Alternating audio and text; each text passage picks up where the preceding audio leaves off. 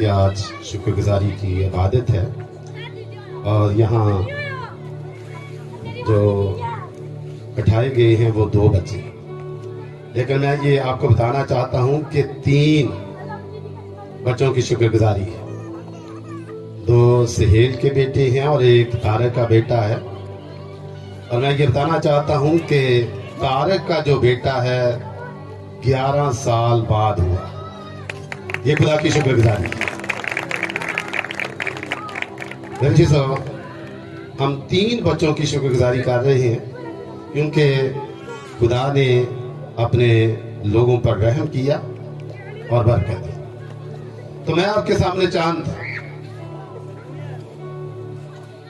लोगों की पैदाइश को रखना चाहता हूं कि उनकी पैदाइश कैसे हुई और किस तरह खुशी मनाई गई।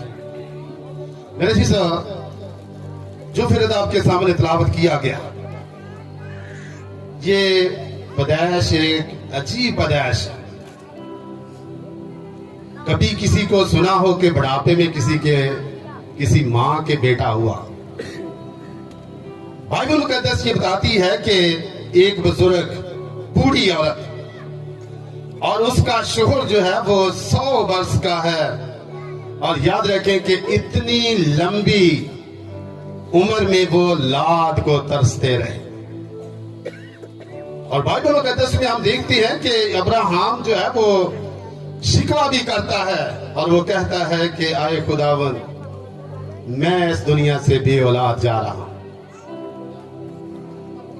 यानी कि बहुत बड़ा शिकवा, जबकि खुदा ने उसे कहा था कि मैं तुझे बरकत दूंगा, मैं तेरी नस्ल को आसमान के तारों और रेत के जर्रों से भी ज्यादा बढ़ाऊंगा।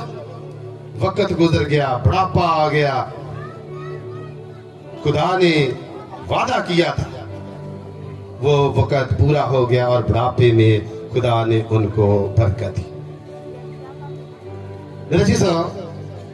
कलाम मुकद्दस में हम देखते हैं कि 2 साल बाद दूध चढ़ाने के बाद उन्होंने बड़ी ज़ियाफत की, यानी कि खुशी मनाई।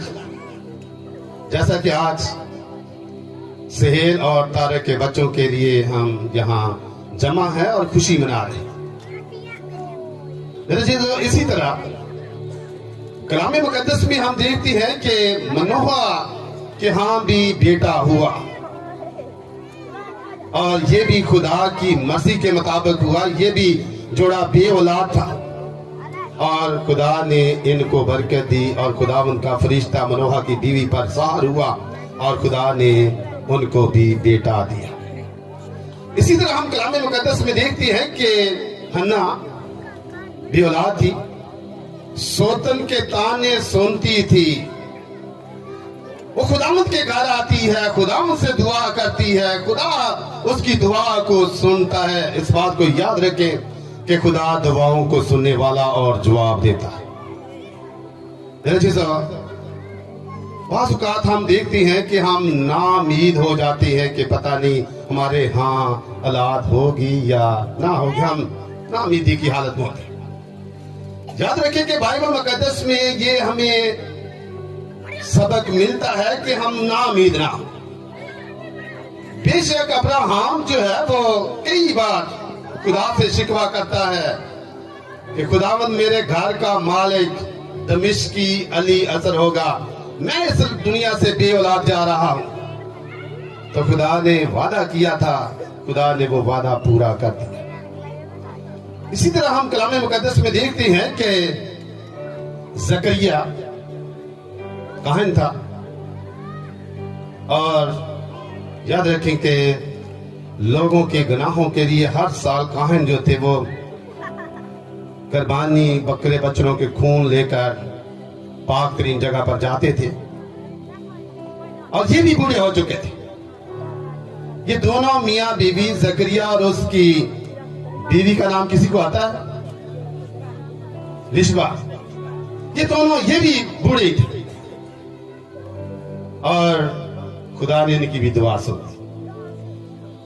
तो बुढ़ापे में इनके यहाँ भी बेटा हुआ जो नबी ठहरा, जो खुदावंद यीशु मसीह का राह पर बना, राह तैयार करने वाला बना। रहनुमा बना। मेरे चीजों,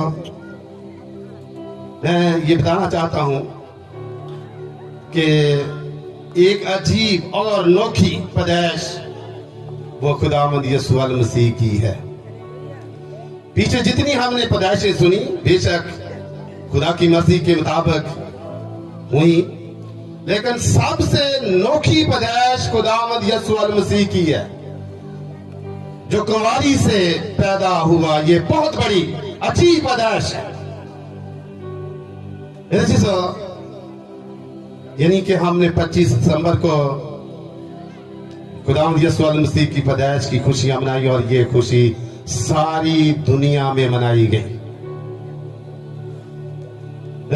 एक और पैदाइश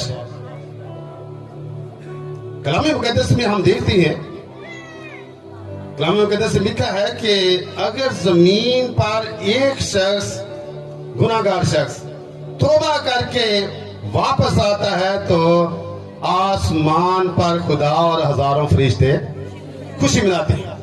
यानी कि गुनाहगार की पैदाइश पर जब एक गुनाहगार खुदा की तरफ आ जाता है, ये नई पैदाइश हो जाती है। मेरे चीजों, जहां कलाम मुकद्दस में हम देखते हैं कि बहुत बड़ी ज़ियाफत मनाई गई। अब्राहम ने बहुत बड़ी ज़ियाफत मनाई। मेरे चीजों, यानी कि जब खुदा बरकत देता है तो हमारा ये हक बनता है कि हम शुक्रगुजारी करें। अब्राहम ने ज़ियाफत की, शुक्रगुजारी की। मेरे चीजों, जिस तरह हमारे बेटों ने इस वक्त खुदा ने उन्हें बरकत दी, बेटे दिए और वो शुक्रगुजारी करें। कलाम मुकद्दस में लिखा है कि जो शुक्रगुजारी की कुर्बानी करता है वो खुदा की तमजीद करता है। यानी कि हम खुदा से बेशुमार बरकतें लेते हैं और याद रखें कि सबसे बरकत मेरे नजदीक बड़ी बरकत खुदा का कलाम है। मेरे चीजों, अगर हम खुदा के कलाम पर अमल करने वाले हैं, इसके मुताबिक जिंदगी गुजारने वाले हैं, बाकी बरकतें खुदा मुफ्त में दे देता है। अगर हम खुदा के कलाम पर अमल करने वाले हैं, अगर खुदा के कलाम पर हम अमल नहीं करते तो याद रखें कि हम हमेशा नाउम्मीद ही रहेंगे। खुदा का कलाम हमें उम्मीद दिलाता है कि मैं जिंदा खुदा। बनी इस्राएल कौम जो है वो गुलामी में है और मिस्र में है और वहां नाउम्मीद थे, लेकिन खुदा ने उनकी आहो नाला को, फरियाद को सुना और खुदा का फरिश्ता एक झाड़ी में नजर आता है, मूसा पर ज़ाहिर होता है कि मेरे लोगों को वहां से निकाल कर ले आए जो दुखी हैं। याद रखें कि अगर हम खुदावंद के साथ चलते हैं, अगर किसी परेशानी में है, नामुमकिन हालत में है, तो हमारा खुदा जो है वो देखता है, वो सुनता है और जवाब देता है और बरकत देता है। तो मेरे चीजों, अगर हम ऐसी हालत में हैं कि हम नाउम्मीद हो चुके हैं, हम उम्मीद रखें कि हमारा खुदा जिंदा है, हमारा खुदा सुनता है, हमारा खुदा रहीम खुदा है। और कलाम मुकद्दस में लिखा है कि वो किसी गुनाहगार की हलाकत से खुश नहीं होता, बल्कि ये चाहता है कि हर एक की तौबा तक नौबत पहुंचे। तो मेरे चीजों, अगर हम ये चाहते हैं कि हमारी हर ख्वाहिश जो मुमकिन है वो पूरी हो, तो हमने खुदा से दुआ करनी है, फरियाद करनी है। खुदा हम सबको ऐसा करने की तौफीक बख्शे। हाँ जी, हम सब